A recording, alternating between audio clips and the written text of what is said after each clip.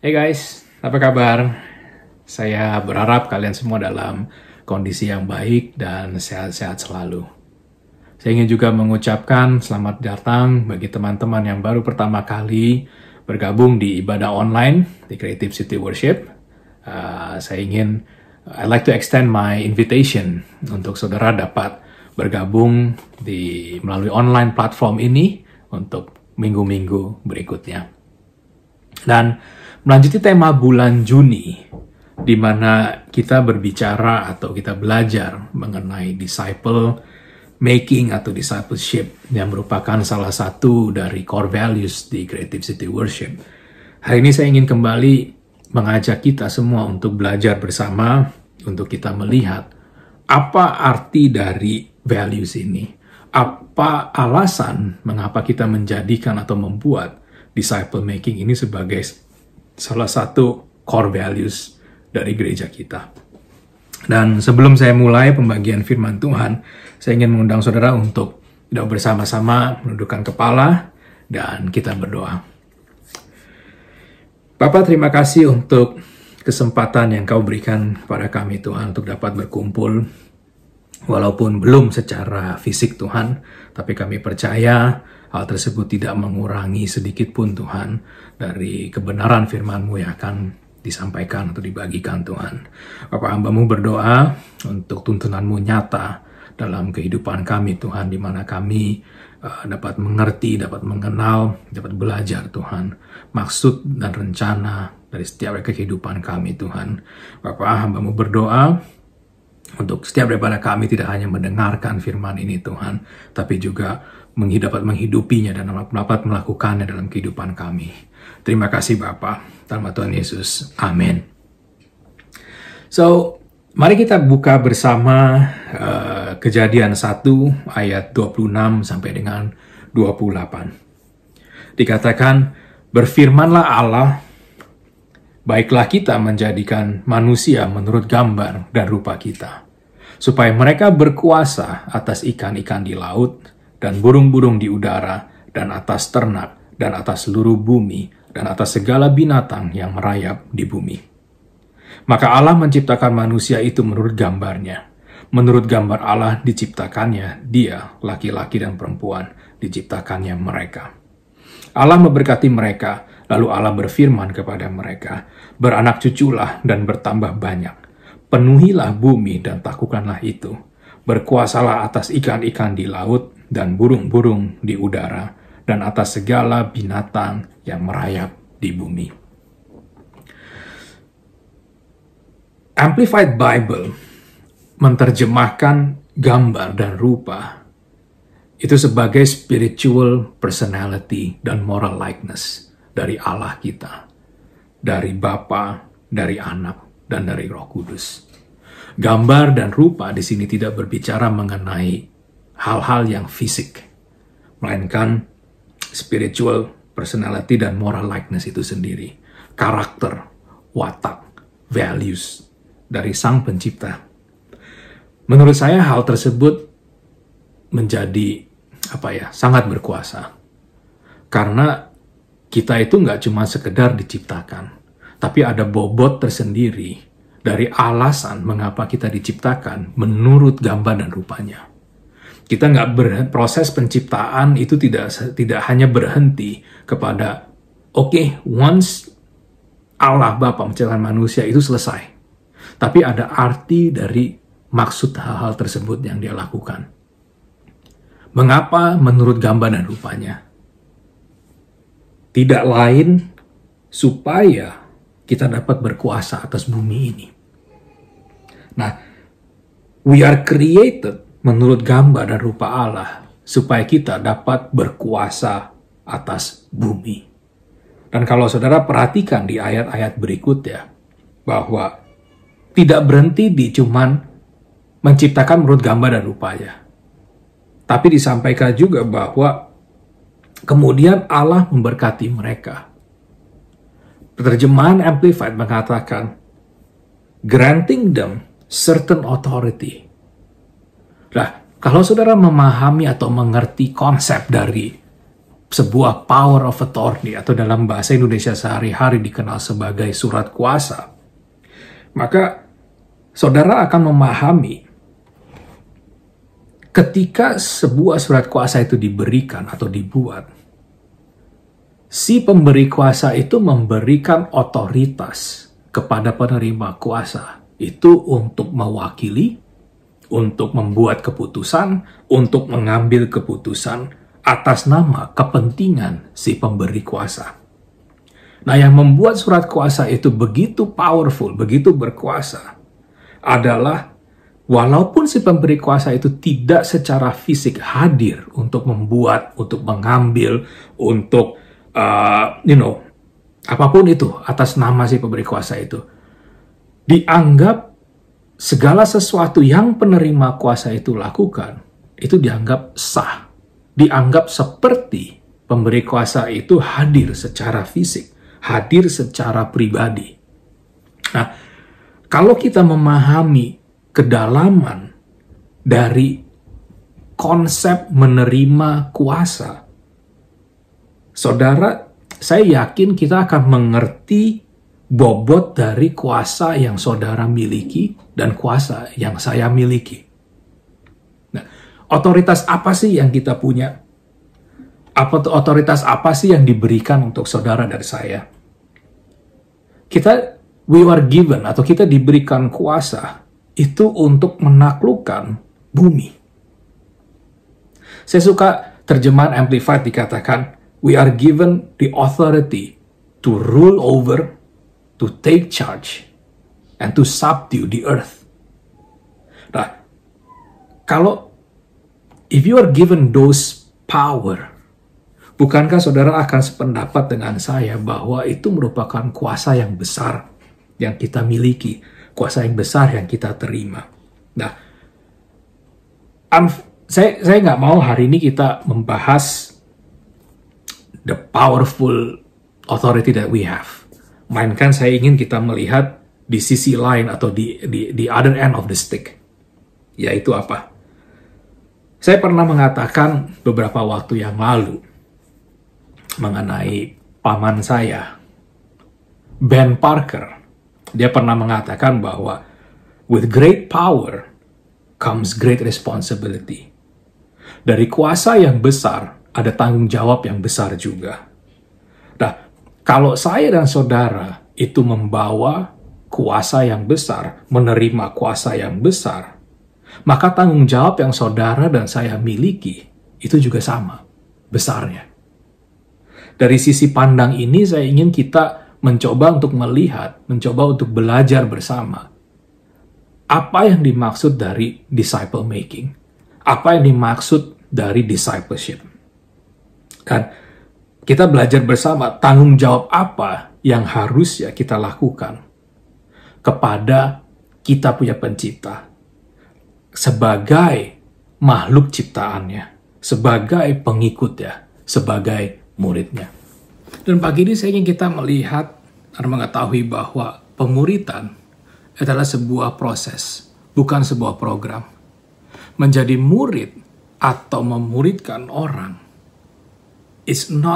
bukan seperti kita itu mendaftar dalam sebuah kurikulum, mengikuti sebuah kelas yang kemudian kalau kita sudah menguasai atau kita sudah lulus, kita kemudian menjadi seperti guru kita. You see, pemuridan berbicara mengenai kehidupan kita sebagai pengikut Kristus, sebagai pengikut Yesus, dan bagaimana kita kemudian menghidupi kehidupan kita as His follower. You see, becoming a follower of Christ is not an event, rather a lifelong process. Menjadi pengikut Kristus bukanlah sebuah peristiwa dalam kehidupan kita, melainkan sebuah proses yang kita jalani seumur hidup kita. Artinya sesuatu yang tidak pernah berakhir sampai hidup kita sendiri berakhir.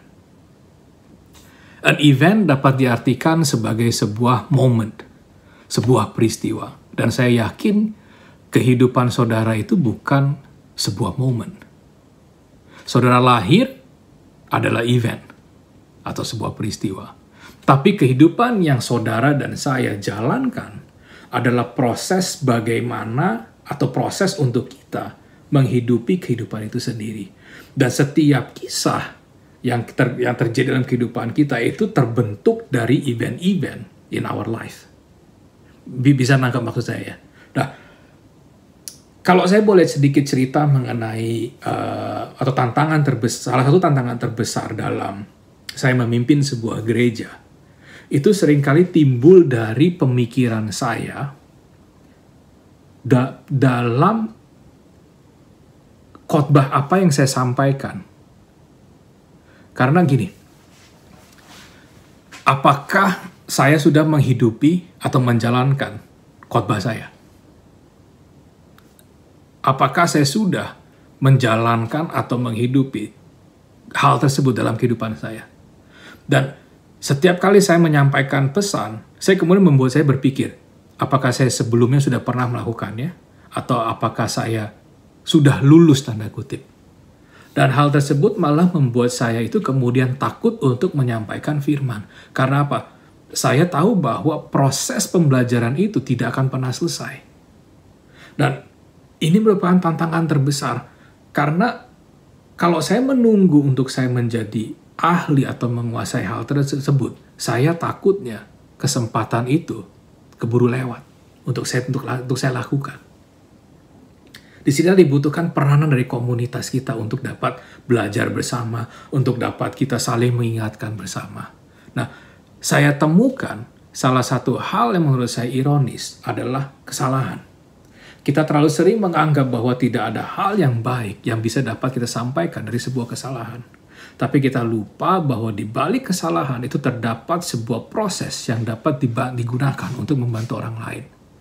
Dunia lebih senang mendengar success story daripada failures. Dan kita pun secara alami pastinya lebih senang menyampaikan atau menceritakan kisah-kisah keberhasilan kita daripada kegagalan-kegagalan kita. Mau ngapain? Yang ada kita cuma mempermalukan diri kita. Mungkin itu pemikirannya. But today, hari ini, saya ingin kita belajar untuk melihat bahwa setiap event yang kita lewati atau terjadi di kehidupan kita, itu sebenarnya merupakan kesempatan untuk kita dapat ceritakan kepada orang lain tentang bagaimana besarnya Kristus atau Yesus dalam kehidupan kita. So today, I want you to ask yourself, what story do you want to tell yourself? Cerita apa yang saudara ingin ceritakan atau bagikan untuk diri saudara sendiri? Dan tantangan terbesar dalam kehidupan kita menurut saya itu bukan berasal dari atau disebabkan oleh rasa takut. Melainkan respon kita terhadap rasa takut itu sendiri. Dan let me tell you something guys. Tidak ada orang yang tidak pernah tidak mengalami sebuah pergumulan atau tantangan dalam kehidupan mereka.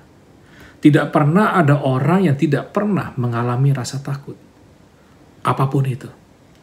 Bahkan tidak sedikit pun dari mereka itu menemukan titik di mana mereka itu kewalahan atau struggle dalam kehidupan mereka. But itulah kalau saya kemudian berpikir, mengapa kita dilengkapi dengan kuasa? Kalau saudara melihat kembali kepada Kejadian 1 yang tadi kita baca, we are equipped with certain authority. Karena apa? Karena Tuhan kita itu tahu bahwa kita butuh kekuatan yang bukan datang daripada diri kita sendiri. Saudara pernah nggak mengalami sebuah event, sebuah kejadian, di mana saudara itu menemukan atau mendapatkan sebuah kekuatan yang saudara tidak tahu saudara itu miliki? Atau saudara bertanya-tanya, ini kekuatan sebenarnya datang dari mana? Nah, saya ingin berbicara kepada saudara yang pada hari ini mengalami pergumulan, kesulitan dalam kehidupan saudara. I want to speak to you in particular. Saudara mungkin menemukan jawaban dari apa yang saudara cari dalam Tuhan. Kalaupun tidak ada jawabannya, at least kalaupun tidak ada, saudara akan temukan cara pandang yang baru. Saudara akan menemukan mendapatkan kekuatan atau menemukan kekuatan itu kalau saudara meminta kepadanya. Dan hari ini, dengan kapasitas yang kita semua miliki sebagai penerima kuasa dari Tuhan. Tuhan kita yang sama. Saya ingin kita mengajak satu sama lain. Let's rule over. Let's take charge. Let's subdue fear together. Ketakutan kita bersama. Dan saya ingin katakan bahwa leadership atau menjadi orang pemimpin artinya kita memberanikan diri kita untuk memimpin. And to disciple others artinya kita to lead them, menjadi seorang pemimpin bagi mereka. Seorang Benjamin Windel, pastor and an author, dia mengatakan begini, discipleship is not about growing a big church, it's about growing big people. Pemuritan bukan berbicara mengenai kita memperbesar gereja kita, tapi menumbuhkan orang-orang menjadi besar. Nah, menurut saya dibutuhkan keberanian untuk kita dapat memimpin orang-orang sehingga mereka dapat menjadi orang yang besar. Dan dalam hal ini pastinya kita nggak berbicara mengenai besar secara fisik, tapi kita berbicara mengenai orang-orang yang memiliki kapasitas yang besar, orang-orang yang memiliki kualitas, orang-orang yang memiliki moral yang besar. Karena apa? Saudara dan saya, we are to reflect, kita seharusnya merefleksikan kebesaran dari Tuhan kita sendiri. Kita harusnya merefleksikan spiritual personality dari pencipta kita. Kita seharusnya merefleksikan moral likeness ya Tuhan kita. So today guys, I want to challenge yourself. Are you willing to lead yourself? Are you willing to disciple yourself? Sebelum kita bisa melihat orang lain dulu. Karena saya temukan tantangan yang terbesar adalah diri kita sendiri. Bagaimana kita memimpin diri kita sendiri. That is the biggest challenge. You see, kalau diri kita sendiri tidak bisa dipimpin oleh us, bagaimana kita bisa memimpin orang lain? Karena apa? Discipleship, pemuritan, itu adalah sebuah pilihan. Discipleship is a choice. Discipleship seperti yang tadi saya katakan, bukanlah sebuah program. Dan terus terang, menurut saya, tidak ada rumusan yang lain selain kasih. Karena apa? Discipleship timbul dari kita punya pengertian, pemahaman mengenai betapa besarnya kasih Tuhan yang kita terima dalam kehidupan kita. Itu timbul dari rasa ketika kita itu menerima kasih yang begitu besar sehingga itu overflow dalam kehidupan kita. Dan kita memiliki dorongan untuk kemudian kita teruskan kepada orang lain. Dengan harapan supaya orang lain itu dapat merasakan, menikmati apa yang sudah kita pernah alami. Discipleship itu berbicara mengenai taking a moment, mengambil waktu atau mengambil event, peristiwa, dan kemudian kita mengambil event tersebut menjadi sebuah proses dalam kehidupan kita. Kalau saya boleh katakan bahwa pemuritan itu berbicara lebih daripada cuman sebuah saat sekarang. Melainkan sebuah proses perjalanan, sebuah journey yang kita jalani bersama dengan orang-orang di sekitar kita. It is about kita mengambil waktu kita untuk mendengarkan kehidupan orang lain. Untuk bagaimana kita berinvestasi dalam kehidupan orang lain. It's about us taking a moment in our life, dalam kehidupan kita sendiri. Dan kita menceritakan bagaimana Tuhan itu menyentuh kehidupan kita, bagaimana Tuhan itu merubah kehidupan mereka. Dan kemudian apa yang kita bisa lakukan melalui doa kita kepada mereka. Sebagai sebuah gereja yang memiliki core value disciple making, penting untuk kita memiliki sebuah kepekaan mengenai kebutuhan orang di sekitar kita. Kenapa? Agar kita dapat menjadi relevan dalam kehidupan orang lain. Karena kalau tidak, saya takutnya kita tidak menjadi berguna bagi kehidupan mereka. Penting untuk kita memastikan, kasar katanya apa? The message, mungkin kita sebagai juru bicara, sebagai kita penerima kuasa, message mungkin udah kita kirim, mungkin kita udah sampaikan, tetapi pesan itu tidak diterima oleh mereka. Tantangan yang terbesar yang kita miliki adalah untuk bagaimana menjadi relevan dengan orang-orang dan kultur maupun cara berpikir yang berbeda. Alkitab sendiri mengatakan, janganlah kita menjadi serupa dengan dunia ini, melainkan berubahlah oleh pembaharuan budimu, sehingga kamu dapat membedakan mana yang menjadi kehendak Allah. I think semua orang tahu dengan ayat tersebut. Tapi kita diingatkan bahwa untuk kita tidak menjadi serupa dengan dunia ini. Kita diciptakan berbeda dari dunia ini. Kita diciptakan menurut gambar dan rupa dari yang menciptakan dunia ini. Jadi walaupun tujuan kita sama, perlu kita ingat bahwa setiap dari kita memiliki fungsi dan oleh sebab itu tugas yang berbeda.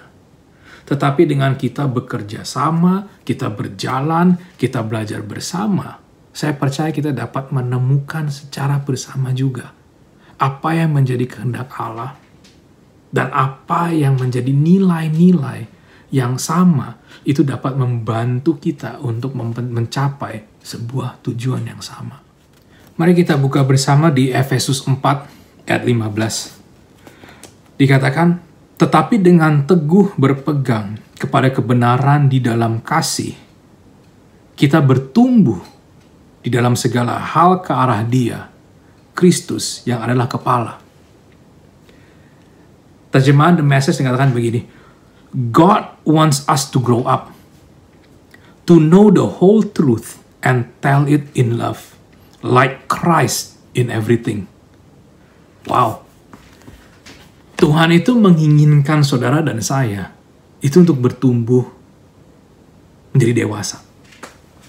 Kita tidak diciptakan atau kita tidak memiliki tujuan untuk menjadi terus seperti anak kecil. Di ayat sebelumnya kalau saudara baca, sampai kita semua telah mencapai kesatuan, iman, dan pengetahuan yang benar tentang anak Allah, kedewasaan penuh, dan tingkat pertumbuhan yang sesuai dengan kepenuhan Kristus. Sehingga kita bukan lagi anak-anak. Ada yang kangen nggak hanya untuk menjadi anak-anak? Dimana kita nggak perlu pusing tentang banyak hal. Kita nggak perlu pusing mikirin cicilan, kita nggak perlu pusing mikirin tagihan-tagihan. Betapa banyak hal-hal dan waktu kita anak-anak yang kita tidak perlu pikirkan hal tersebut. Tapi, guys, our Heavenly Father memiliki tujuan atau goal dari saudara dan saya adalah tumbuh untuk menjadi dewasa dan mengembangkan karakter-karakter dari kita punya pencipta, yaitu Yesus itu sendiri, Tuhan itu sendiri. Sayangnya, unfortunately, banyak dari kita itu kemudian memiliki mentalitas berpikir, we are never intended to grow. Kita tidak pernah ditakdirkan untuk bertumbuh. Spiritual growth, guys, itu bukan sesuatu yang otomatis. It takes intentional commitment. Dibutuhkan komitmen yang secara intentional untuk saudara lakukan. You must want to grow. Saudara harus mau bertumbuh. Saudara harus mengambil keputusan untuk bertumbuh. Saudara harus mengambil atau membuat effort untuk saudara bertumbuh. So, saya katakan ini bukan berarti saya sendiri itu sudah menjadi dewasa. Bukan. Karena, seperti yang saya katakan, tantangan terbesar adalah apakah saya sendiri sudah menjalani apa yang saya sampaikan. Discipleship is a process of becoming like Christ. And it's always begin with a decision. Pemuritan adalah sebuah proses untuk menjadi serupa seperti pencipta kita. Dan itu dimulai dari sebuah keputusan. Ketika Yesus memanggil Matius, ikutlah aku. Apa yang Matius lakukan? Dia berdiri dan dia pergi mengikuti Kristus. Saudara, ini use your imagination. Kira-kira ketika murid-murid Kristus, murid-murid Yesus, ketika mereka mengambil keputusan untuk menjadi muridnya, apakah mereka 100% memahami implikasi dari keputusan mereka? Think about it. Menurut saya, I don't think semua dari mereka itu memahami implikasi dari keputusan mereka. Tapi yang penting adalah apa? Mereka meresponi panggilan Yesus. Hari ini, model utama dari discipleship, dari disciple making adalah keputusan saudara. Saya nggak tahu setiap dari saudara itu berada di mana, as in, where are your current relationship with God? Saya nggak tahu. Tapi, apakah saudara baru mempercayai Yesus sebagai juru selamat? atau saudara sedang bimbang dengan situasi yang saudara hadapi, atau bahkan saudara adalah salah satu leader di gereja ini. Saya nggak tahu. Tapi saya ingin saudara mengambil waktu sejenak untuk memikirkan momen, event di mana saudara mengambil keputusan untuk mempercayai Yesus, to follow Him. What did you understand about what it meant to be a believer? Apa yang saudara pahami mengenai artinya menjadi seorang yang percaya? Apa yang karakteristik yang Tuhan sedang bentuk atau sedang kembangkan dari diri saudara dalam kehidupan saudara? Dan saya ingin akhiri pesan saya pada hari ini dengan pemikiran dari perumpamaan mengenai surat kuasa yang tadi awal saya bagikan. Ketika pemberi kuasa itu memberikan kuasa kepada si penerima kuasa, ia terlebih dahulu sudah mengetahui atau mengenal kapasitas dari orang tersebut, dari orang yang dia berikan kuasanya. Ia mengenal bahwa kuasa yang dia berikan itu tidak akan disalahgunakan, bahwa kuasa yang diberikan itu tidak akan digunakan bukan untuk kepentingan si pemberi kuasa. Atau singkatnya, ia dapat percaya bahwa kuasa yang diserahkan itu akan digunakan untuk maksud dan tujuan daripada surat kuasa tersebut. Ada ayat, setiap orang yang kepadanya banyak diberi, daripadanya akan banyak dituntut. Dan kepada siapa yang banyak dipercayakan, daripadanya akan lebih banyak lagi dituntut. To whom is much given, much is required. Wow. Sebuah ayat yang menurut saya sangat besar, sangat berbobot. Tugas yang dipercayakan kepada saudara dan saya, kuasa yang kita peroleh, kuasa yang kita terima, itu bukanlah sebuah perkara yang mudah maupun sederhana. Sebuah tugas yang besar. Dan again, kita semua adalah pengikut atau follower dari seorang yang lebih besar daripada kehidupan itu sendiri. We are all serving a limitless God. Jadi guys, set your eyes to God yang memberikan kuasa untuk kita semua untuk rule over the world, untuk rule over, untuk take charge and to subdue the earth. Untuk mengembalikan atau merefleksikan kembali gambar dan rupa pencipta kita, untuk membawa kemuliaannya ke setiap ujung dari bumi ini. Jadi pada akhirnya saya ingin kita untuk memahami bahwa sebagai penerima kuasa untuk memuridkan dan dimuridkan oleh ajarannya, itu adalah sebuah karunia tersendiri, sebuah kehormatan, sebuah privilege untuk kita dapat mewakili Tuhan kita, untuk kita dapat memberitakan kabar baik, keselamatan mengenai siapa Tuhan kita. Dan pada akhirnya, saya berharap pesan saya pada hari ini menggugah hati saudara, menggugah sesuatu dalam kehidupan saudara. I hope it triggers something in your life, membangunkan sesuatu yang ada dalam diri saudara. I pray tuntunannya, firman-Nya, pengertian akan rencana dalam kehidupan saudara akan saudara temukan. Let us bow our head dan kita tutup dengan doa. Bapa, terima kasih untuk firman-Mu, untuk kebenaran-Mu yang telah disampaikan. Bapa, hamba-Mu tahu bahwa sebagai manusia kita banyak keterbatasan, dan seringkali kita mengandalkan kekuatan kita untuk menghadapi apapun itu yang kita hadapi saat ini. Tapi secara tidak langsung kita lupa bahwa kapasitas yang kita miliki, kapasitas yang kita terima dari Engkau, kuasa yang Engkau berikan, itu jauh lebih besar daripada segala sesuatu yang we are faced. Bapa, hamba-Mu berdoa untuk kekuatan yang selalu baru, yang hanya daripada-Mu saja, untuk bagaimana kita dapat become a true disciple of you. I pray setiap daripada kita akan menemukan maksud tujuan yang Engkau sudah tanam dari kehidupan pada kita semua. Terima kasih Bapa.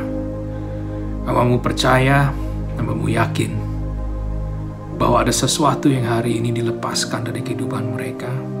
Bahwa kita tidak hanya sekedar berbicara mengenai diri kita sendiri, but we are speaking beyond than just ourselves. Kami percaya Tuhan bahwa tugas yang kami emban, kami dapat melaksanakannya dengan kuasa yang daripada-Mu saja, dengan kekuatan yang daripada-Mu saja. Pengertian kami sangat terbatas. Yang Engkau akan memampukan kami untuk bagaimana kami dapat menjalankan itu semua. We just want to be obedient. We just want to be taat dan patuh untuk apa yang kami perlu lakukan. Terima kasih Tuhan kembali untuk kesempatan ini. It's truly an honor, truly a privilege untuk kita dapat mendengarkan firman-Mu dan kebenaran-Mu ini. Thank you Jesus. Kalau sebentar lagi kami akan melanjutkan aktivitas dalam kehidupan dalam hari ini Tuhan. I pray that Engkau juga akan mengambil, Engkau juga akan berpartisipasi dalam kehidupan hari-hari kami ke depan. I speak blessings over the lives of your children in this church. I speak protection over their lives, over their loved ones. Thank you, Jesus. In your name, Amen.